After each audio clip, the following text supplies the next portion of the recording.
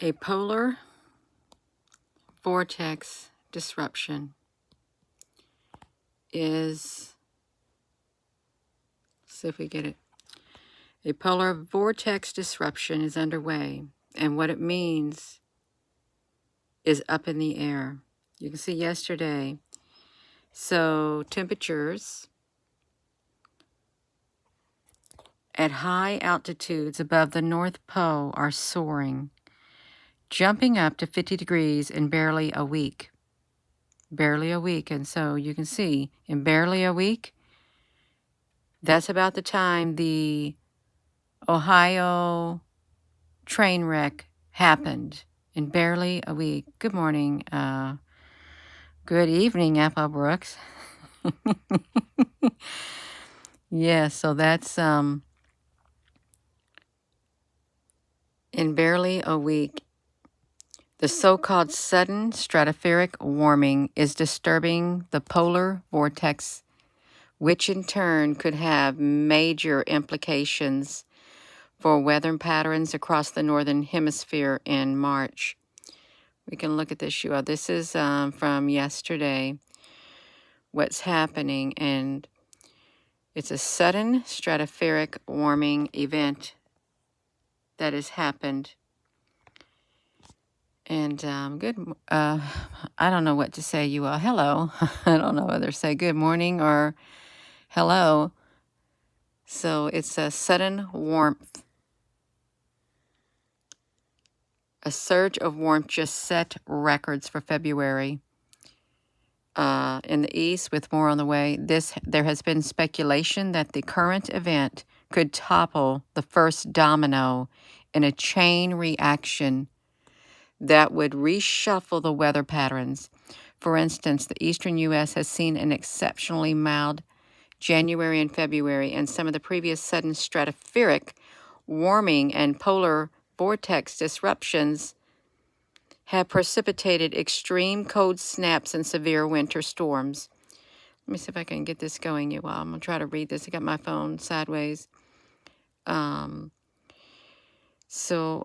researcher with the University of Albany wrote in an email that the polar vortex disruptions have been known to result in a 50% increase in cold air outbreaks in the northern hemisphere and a shift in the storm tracks. The last time a sudden stratospheric warming event occurred was in January the 5th of 2021. Just over a month later, the most dramatic cold air outbreak since 1989 plunged the central U.S. into a historic deep freeze, causing the collapse of Texas power grid, claiming at least 330 lives and incurring more than $27 billion in damages.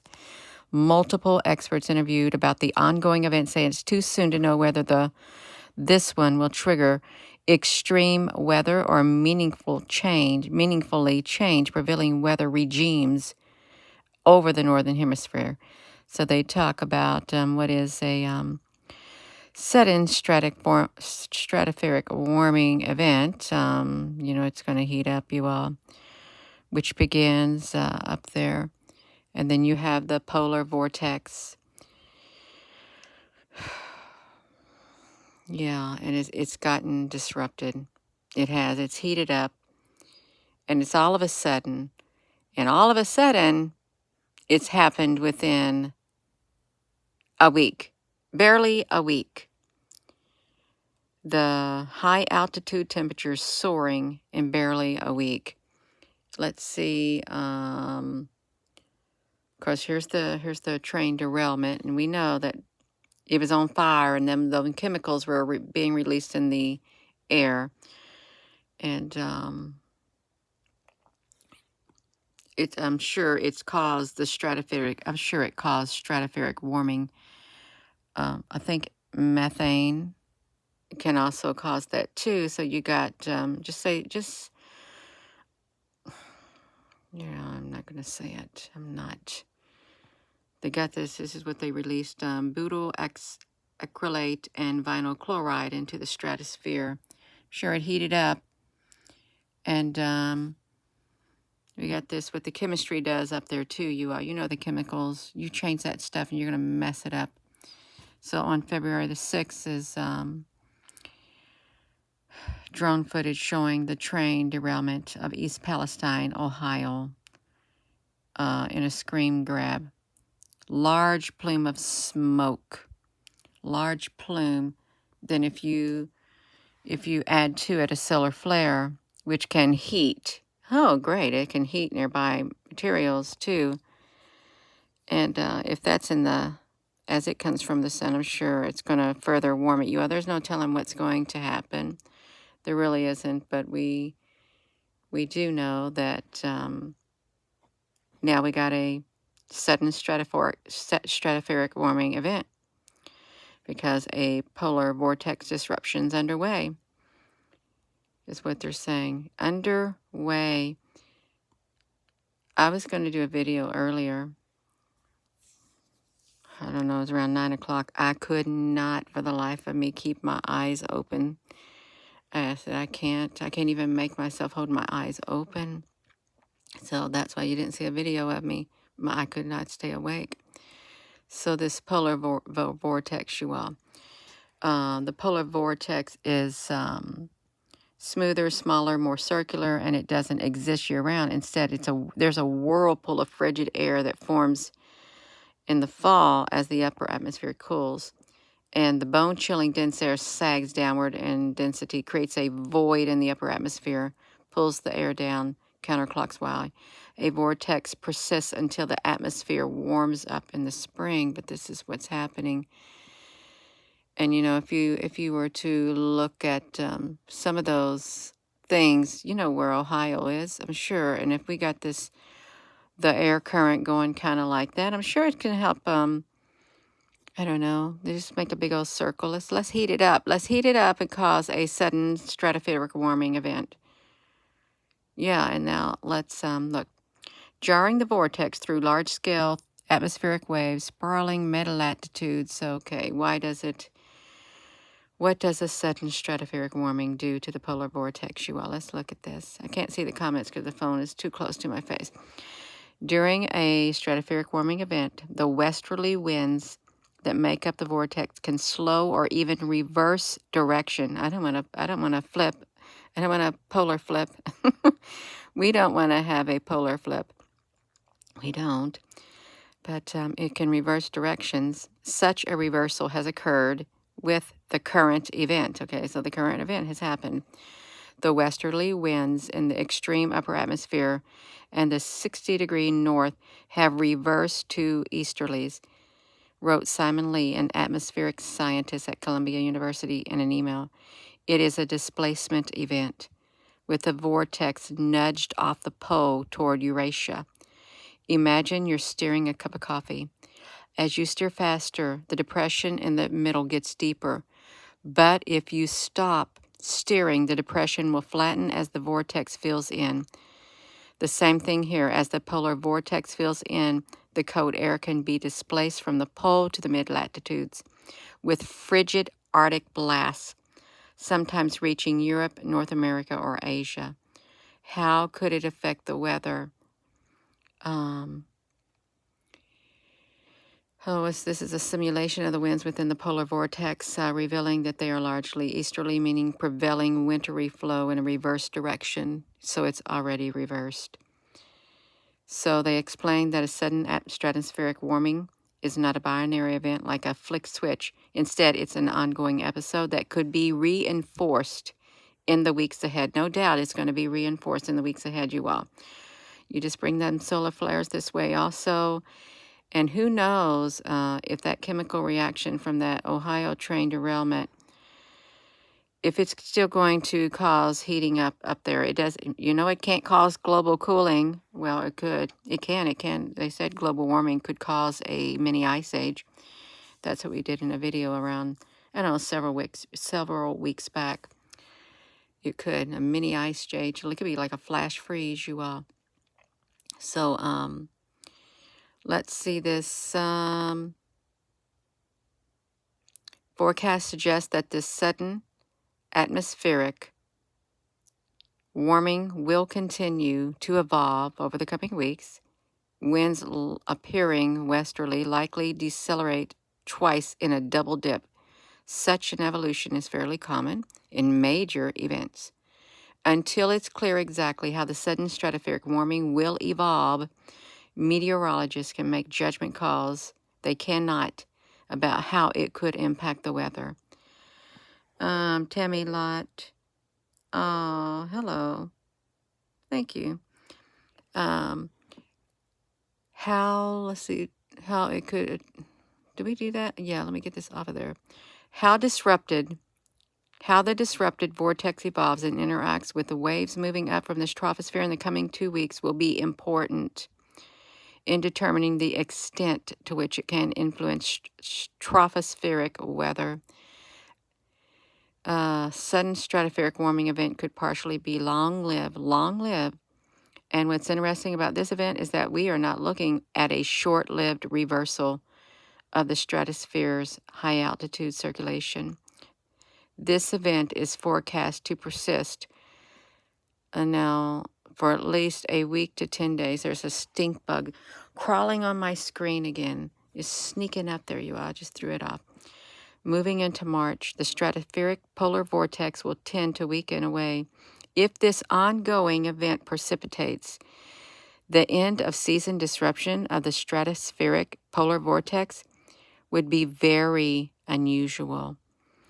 The annual springtime demise of the polar vortex is known as a final warning, according to Judah Cohen, a seasonal forecaster with the Atmospheric Environmental Research.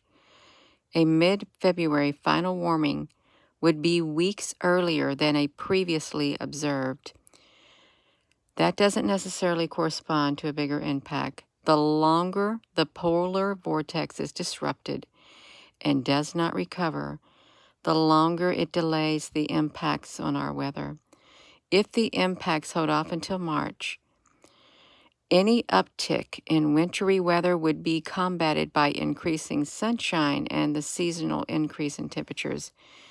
Lang said that not to expect big changes to the weather in the short term by radical changes occurring high above our head. Right now, the forecast is suggesting that the immediate impacts of this sudden stratospheric warming event on our weather will be minimal. So this is happening. They're not going to know anything until a couple weeks because they can't predict it, but they know that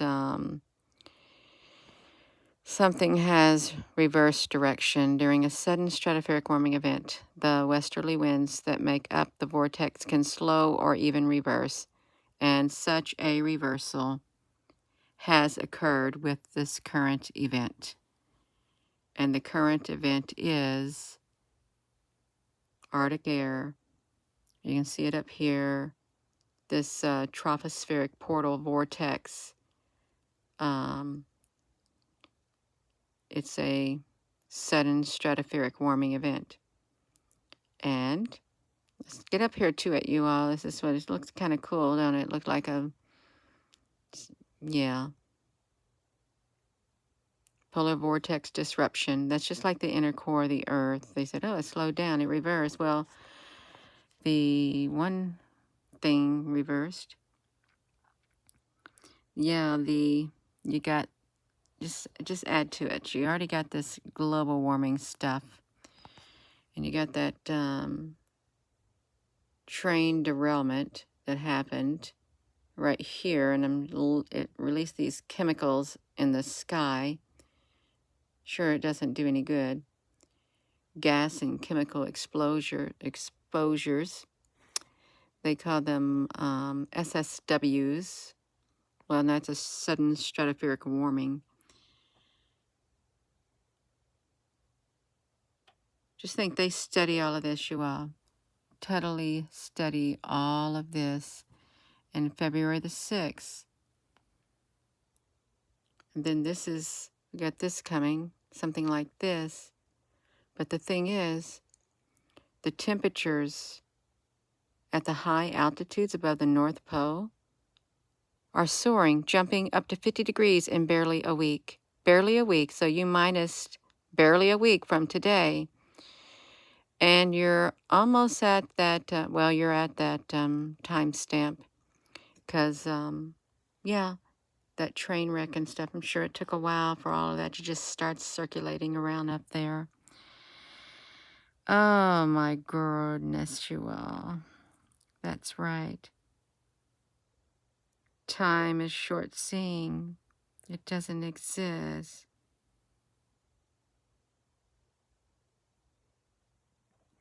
So, I am going to go, you all. If you're just tuning in, that's what's happened. They don't know really what's going to happen, but it's happening right now. It's reversed. Do you think that, so you're going to have an outbreak? It can result in a 50% increase in cold air outbreak in the northern hemisphere and a shift in the storm tracks. And they don't know that the ongoing events say it's too soon to know whether this one will trigger extreme weather. Extreme weather, you all. That's right. Yeah, we got some microwave heating up the atmosphere. Got that too. We got it all going on, you all. So I am going to go. And I apologize for not being on earlier. I could not keep my eyes open for the life of me. I thought I can't. I said maybe I'll wake up in the middle of the night and I can do a video. And I did. That's great. So, oh, you're so very welcome. It's, I don't want to see no mini ice age. You know, we don't want no freezing, flash freeze. Who knows what's going to happen? They can't speculate right now. So I'm going to go, you all. And with that being said, hello, wherever you are in any part of the world. Hello, from my heart to yours, love you. Have a wonderful rest of your morning, or you need to go night-night. You go back to sleep, you all. But if you're in another part of the world, it's not nighttime there. That's great. Yeah. Love you. Good night.